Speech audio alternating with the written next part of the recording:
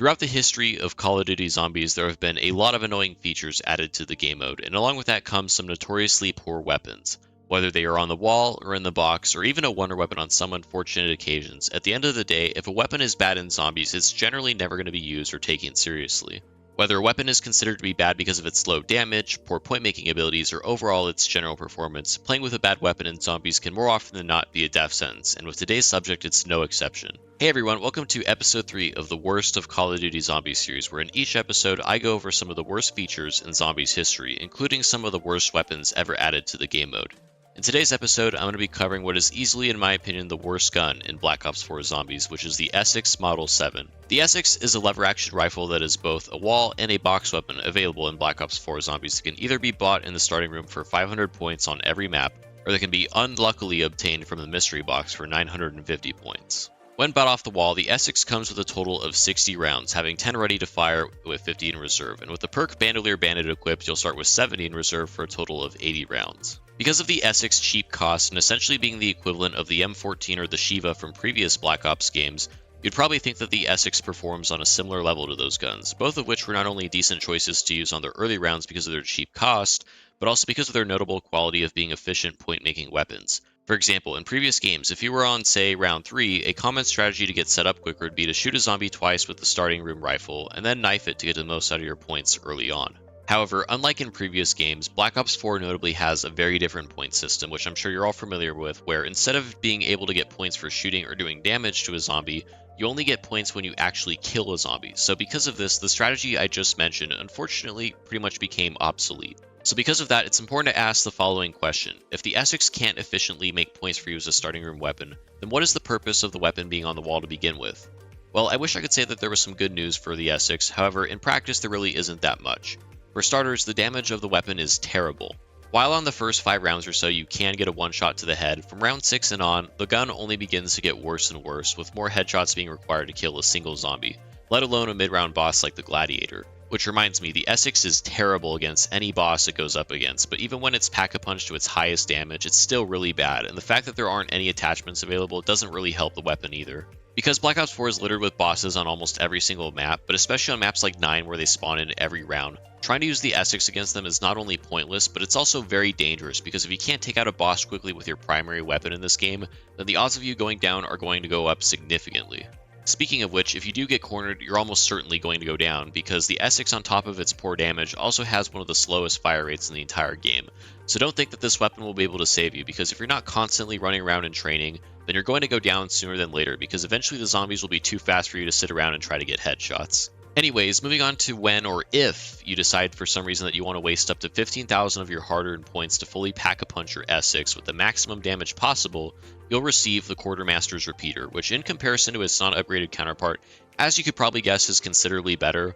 However, it's still not something that I would consider to be a good weapon to use past the mid to late teen rounds. The main 2 benefits of the Quartermaster's Repeater, aside from its slight damage buffs the more you upgrade it, are that firstly, its ammo count is increased dramatically, having 30 rounds to start off and 360 in reserve, or 420 if you have Bandolier Bandit. While this increase is definitely a positive thing, you have to remember that because the gun's damage falls off so quickly, that after you reach the point where you can't get a one-shot to the head anymore, the gun is only going to burn through more and more ammo. So if anything, this high ammo count really isn't that special, because eventually you're going to be wasting too much of it just trying to get headshots at sprinting zombies. But the second feature of the upgraded Essex is that the weapon technically becomes full auto, and the reason I say the Essex is technically full auto is because the fire rate while continuous is painfully slow, which can probably be attributed to the fact that it's a lever-action rifle, but either way, it's slow enough to the point where I would consider it to be a dangerous weapon to want to use seriously. So all in all, while I don't think you can argue that the upgraded Essex is worse than its non-upgraded version, I do think it's extremely difficult to ever justify spending up to 15,000 points just to get a weapon that's going to stop working before round 20. And while I can admit that on occasion the Essex can be somewhat fun to use if you're in a trolling mood, or if you just want to have a good challenge, in any serious game, buying this weapon and upgrading it at all is probably one of the worst things you can do to yourself. Anyways, moving on, now that I've run through the main statistics and features of the Essex, what I normally do for those of you who haven't seen my other 2 videos in this series is that I like to do a recap where I cover both the pros and the cons of using the featured weapon, and I'm going to continue on with that trend here with the Essex. So although I've mainly been talking about the flaws up to this point, I will say that the one pro that I will acknowledge about the Essex that is factual is that it is a wall weapon, which definitely helps the gun a lot because no matter what, you'll always be able to continuously purchase more ammo if need be. But unfortunately, aside from that, there really aren't any other pros I can talk about. As for the cons, there are many, including some of the issues I covered previously. For starters, the weapon itself, due to it being lever action, is naturally a lot slower than most of the other weapons in this game, which are able to shoot faster and put out more damage quicker. And while I'm not trying to say lever action weapons and zombies are bad, I think with the Essex specifically because of its slow fire rate combined with its very poor damage, the gun pretty much becomes unusable for any long-term game. And while you can probably get away with using it early on, like I mentioned a little while ago, if you're anywhere past the point where the zombies are at sprinting speed, this weapon is going to get you downed. It may not happen right away, but eventually it will be inevitable. And moving on to the second con of the Essex, as mentioned previously, is its damage. While I can understand why the base version is weak due to it being a starting room weapon, there should be no excuse as to why its Pack-a-Punch version, the Quartermaster's Repeater, is as weak as it is. At its first level of damage when you first Pack-a-Punch the weapon, the gun begins to fall off at like round 10 or 11, which is straight up pathetic for any upgraded weapon. I know that in this game you have to Pack-a-Punch your gun 5 total times to get the maximum damage possible,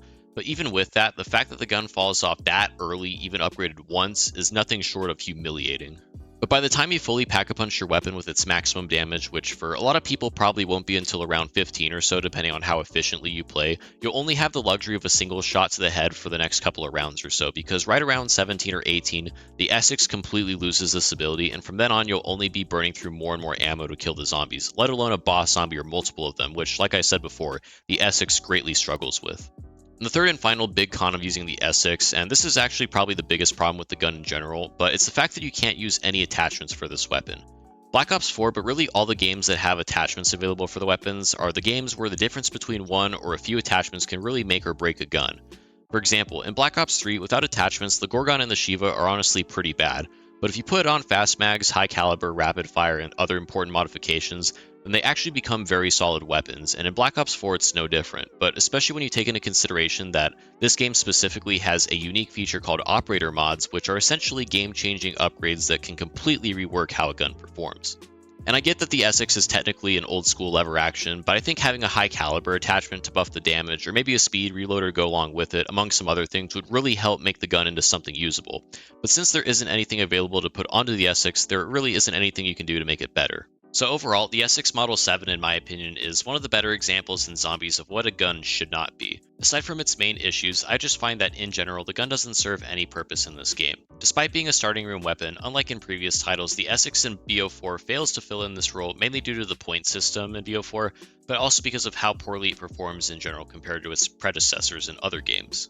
Additionally, if you decide to Pack-a-Punch it, you'll only be rewarded with a weapon that will leave you sorely disappointed. With an incredibly slow fire rate and abysmal damage to compensate for it, or lack thereof, you would think there might be a few attachments to help strengthen the gun, but unfortunately it doesn't have any, and as a result you'll be left with a severely crippled gun that is easily the worst in Black Ops 4 and one of the worst in the entirety of COD Zombies. And while the Essex can be somewhat fun to use now and again if you like a good challenge here or there, it still doesn't change the fact that it's a terrible weapon. I know to some of you that may have been a no-brainer, but since there are a lot of people coming back to replay Black Ops 4, myself included, or even for the first time, just know that the Essex is not worth it. Unless you want to grind Dark Matter if you haven't already, my best piece of advice, at least when it comes to this gun, is to just never use it. That being said, my final rating for the Essex is going to be a 4 out of 10, and because of that, it is unfortunately going into F tier on my list. However, I am going to put it above the Springfield because even though the Essex is a bad gun, it at least can kill zombies for a little bit, but that's really the best thing I can say about it. Anyways, with that being said, I hope you guys enjoyed the video. If you did, don't forget to drop a like and subscribe if you haven't already, so that way you can stay tuned for more zombies content in the future.